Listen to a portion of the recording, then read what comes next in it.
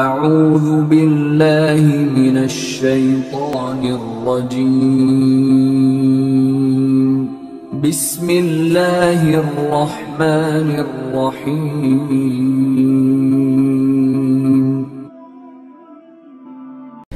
ایک بڑا مشہور واقعہ شام کے اندر پیش آیا تو اس عالم دین نے ایک نے بیان کیا، بڑا کمال تھا۔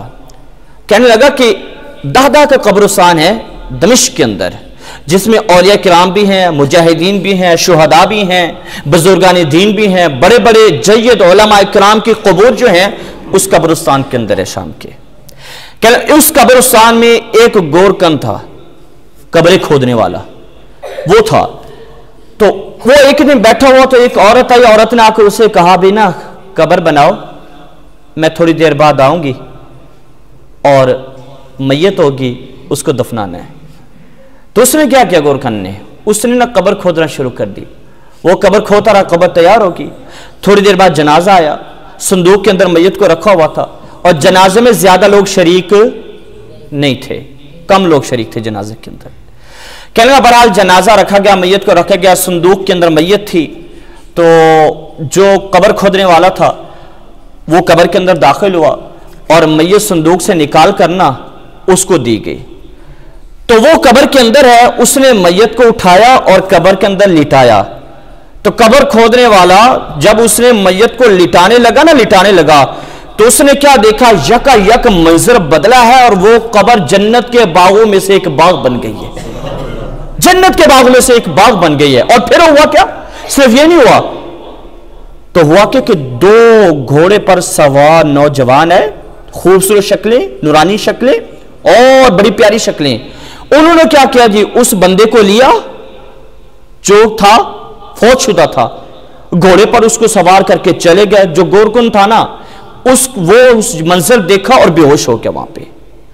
اور جو قبر کے ارد گرد لوگ کھڑے ہوئے تھے نا ان کو یہ منظر دکھائی نہیں دیا، صرف جو قبر میں داخل ہوا نا اس کو وہی منظر دکھائی دیا، اس کو یہ منظر دکھائی دیا، اور کسی کو یہ منظر دکھائی نہیں دیا۔ انہوں نے اس کو نکالا، اور جب اس کو نکالا قبر بند کر دی۔ قبر بند کرنے کے بعد اس کے منہ پر چھینٹے مارے، وہ ہوش میں آیا۔ تو لوگوں نے پوچھا بھائی کیا ہوا، کہنا واللہ اللہ کی قسم میں نے عجیب منظر دیکھا ہے۔ کیا منظر دیکھا ہے؟ انہوں نے کہا اللہ کی قسم میں نے یہ دیکھا ہے کہ قبر جنت کے باغوں میں سے ایک باغ بن گئی ہے، اور میں نے دیکھا کہ دو گھوڑا سوار آئے اور اس کو لے کر چلے گئے۔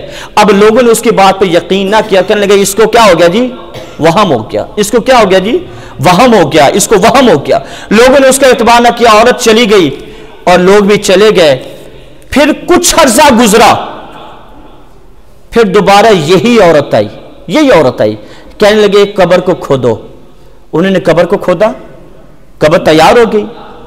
جب قبر تیار ہوئی نا تھوڑی دیر بعد میت ہے، صندوق میں میت کو رکھا ہوا ہے، صندوق میں میت رکھی ہوئی ہے۔ اور پھر کیا ہوا، وہی بندہ قبر کھودنے والا دوبارہ قبر میں داخل ہوا، اس کو میت اٹھا کر دی، اور جب اس نے میت قبر کے اندر رکھی پھر وہی منظر ہوا کہ قبر جنت کے باغوں میں سے ایک باغ بن گئی دوبارہ۔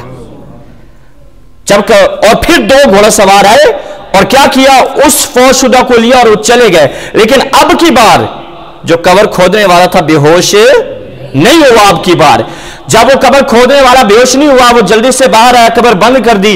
اب وہ بندہ قبر کھودنے والا اس عورت کے پیچھے پیچھے چل دیا اور جا کر کہنے لگا کہ آپ اگر برا نہ مانے مجھے یہ بتائیں گے آپ کہاں سے آئیں گے اور آپ ہیں کون؟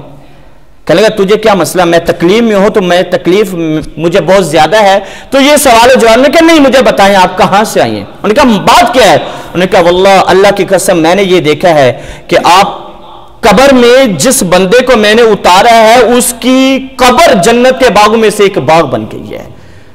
کہنے لگے کہ مجھے آپ یہ بتائیں کہ پہلے جس کو لے کر آئی تھی وہ بھی آپ ہی تھی؟ کہنے میں ہی تھی، اور پہلے جس کو لے کر آئی تھی وہ بھی آپ کے جاننے والا تھا؟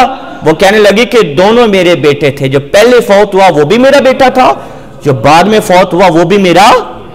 کہنے لگا کہ میں نے یہ دیکھا اللہ کی قسم کہ ان کی قبر جنت کے باغوں میں سے ایک باغ بن گئی ہے، بس مجھے یہ بتائیں کہ یہ دونوں کرتے کیا تھے، ان کا کون سا ایسا عمل تھا، یہ عمل کیا کرتے تھے، یہ زندگی کیسے بسر کرتے تھے کہ اللہ نے ان پر کرم کیا اور ان کی قبر جنت کے باغوں میں سے ایک باغ بن گئی۔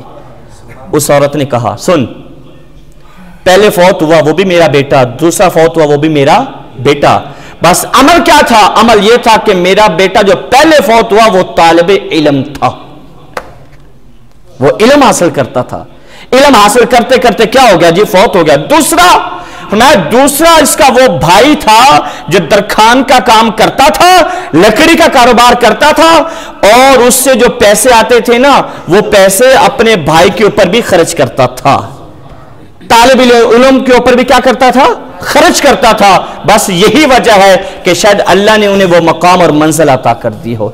इल्म की बदौलत और इल्म पर खर्च करने की बदौलत रब्बुल आलमीन ने क्या कर दिया? ये मकाम अता कर दिया।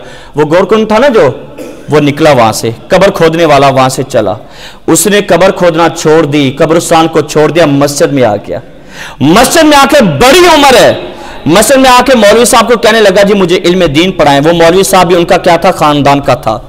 कहने लगा तुझे क्या हो गया? पहले सारी जिंदगी ऐसी बसर कर दी। कहने मैंने ये मंजर देखा, अल्लाह मैंने ये मंजर देखा, ये मंजर देखा, मैंने कब्र खोदी और कब्र जन्नत के बागों में से एक बाग बन गई। बस पता ये चला था कि वो दोनों तालिब इल्म है, मैं भी पढ़ना चाहता हूं, मैंने कोई और नहीं काम करना, मैंने इल्म दीन हासिल करना है।